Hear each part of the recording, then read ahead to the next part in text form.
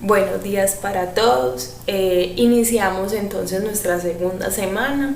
Como más o menos conocemos las estructuras de nuestras clases, la segunda semana sigue siendo de enunciación, modelación o de potenciar esos conceptos que vamos a trabajar durante el periodo, ¿cierto?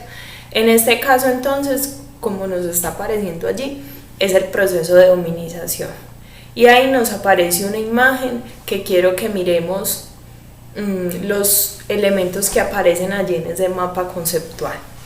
¿Sí? Tomémonos unos minutos para revisar entonces lo que aparece en ese mapa conceptual. Aparecen entonces los primates o los simios y unas diferentes especies de ellos. Y entre esos simios o primates aparecen también los homínidos. Los homínidos que luego también los vamos a conocer como bípedos y que todos tienen relación con ese proceso de evolución de hace 15 millones de años de nosotros. Lo que hay que tener en cuenta es que el proceso de hominización tiene que ver entonces con toda esa evolución de los seres humanos, ese devenir entonces que acerca nuestro ADN, nuestra genética, con lo que son los chimpancés. Y que hay una delgada línea que nos diferencia, que tiene que ver con el proceso de prehistoria, todo lo que nosotros de pronto a veces vemos en esas películas que tienen que ver con cavernícolas, clanes, tribus, y todo lo que había antes de que existiese la escritura y el lenguaje propiamente, porque habían otras formas de comunicarnos. Entonces, el proceso de hominización es eso, la secuencia desde la primera forma de hombre que hubo hasta llegar al Homo sapiens sapiens, que somos nosotros. Hay que tener en cuenta que nosotros no conoceríamos nada de esto si no fuera por estudios de arqueólogos, historiadores e incluso antropólogos que se preocupan por hacerle preguntas a ese pasado y buscar los restos también del pasado, ¿cierto? Todos esos esqueletos, todos esos pequeños vestigios que nos pueden dar pistas de lo que había antes. También desde las ciencias, y lo conectan ustedes más desde biológico, con toda la propuesta que hizo Charles Darwin en el siglo XIX sobre la evolución, y este señor Mendel sobre la herencia genética. Gracias a ellos es que nosotros podemos afianzar mucho más ese proceso de hominización. Vamos entonces a conocer paso a paso cómo fue ese proceso de hominización. Entonces vamos a ir puntualizando en cada categoría y las características principales. En primera instancia encontramos el Australopithecus.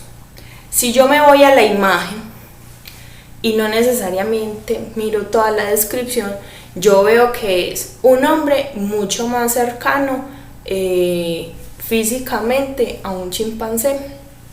Resulta entonces que el Australopithecus fue ese primero que apareció por allá en África, que tenía entonces un cráneo muy pequeño, en donde no había desarrollado tampoco esas extremidades como son las manos, los pies, y que de pronto, como lo vemos en la imagen, no tiene una posición erguida, ¿cierto? Anda un poquito como más agachado, más encorvado, y que tampoco tenía una gran estatura. Estamos hablando de 1,20 centímetros, alrededor de 45 kilos.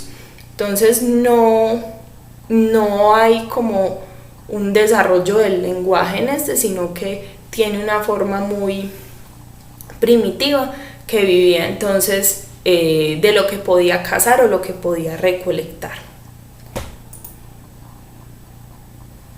Luego de este apareció otra especie, este Homo habilis, hombre hábil, como lo indica su nombre.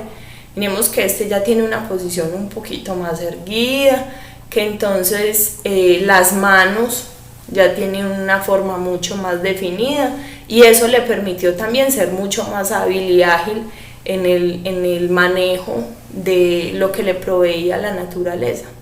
El empezar a diseñar trampas para la caza, y más adelante en el avanzar de las semanas vamos a ver algunos videos que van a afianzar entonces cómo ese hombre hábil lograba cazar animales y hacer también que su dieta o su variedad alimenticia aumentara. Homo erectus. Y Homo erectus, como su nombre lo indica, ya va a tener una posición totalmente erguida. Va a ser entonces una posición similar a la de nosotros, va a alcanzar una gran estatura, incluso hasta el 1,70 centímetros, que es muy cercana a la estatura de los hombres promedio que tenemos actualmente. Este hombre erectus, entonces, como ya tiene una posición erguida o derecha, logra tener una visión mucho más amplia de su territorio, una visión mucho más amplia de los animales que lo rodeaban, una visión de entonces de las zonas que habían, y es el que va a lograr aventurarse a recorrer nuevos caminos en África, e incluso, como ya tiene mayor, por así decirlo, conciencia, logra entonces conocer y desarrollar prácticas para generar el fuego.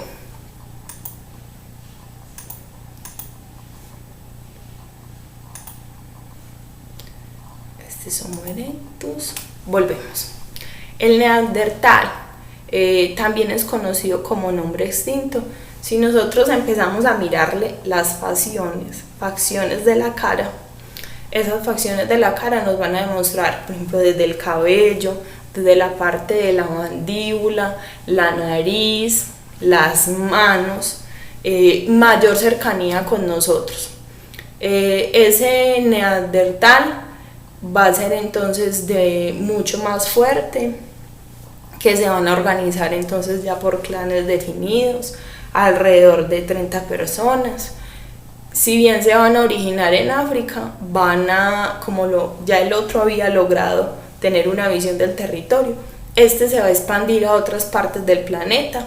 Incluso encontraron restos de este en Alemania, en Bélgica e Inglaterra. Entonces ese hombre neandertal va a ser mucho más cercano a nosotros.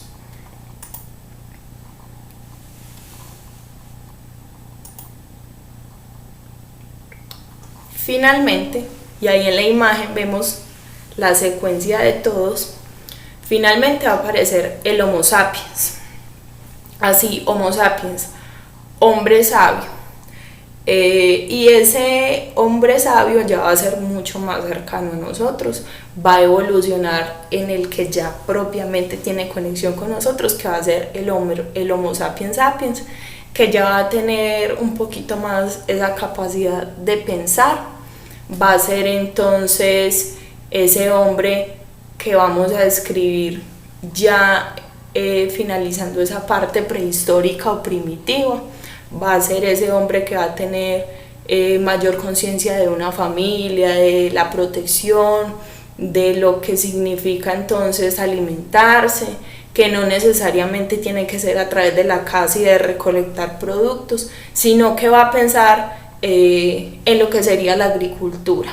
Y ojo, que la agricultura va a ser fundamental para dar el paso entre la prehistoria y lo que conocemos como historia, porque la agricultura va a permitir que ese hombre que se encargaba de ser un nómada, de viajar de un lugar a otro, se establezca en un lugar fijo, hasta finalmente conseguir entonces una sociedad. Lo que vamos a hacer entonces, luego de haber tomado los apuntes, es desarrollar la actividad de simulación. Muchas gracias.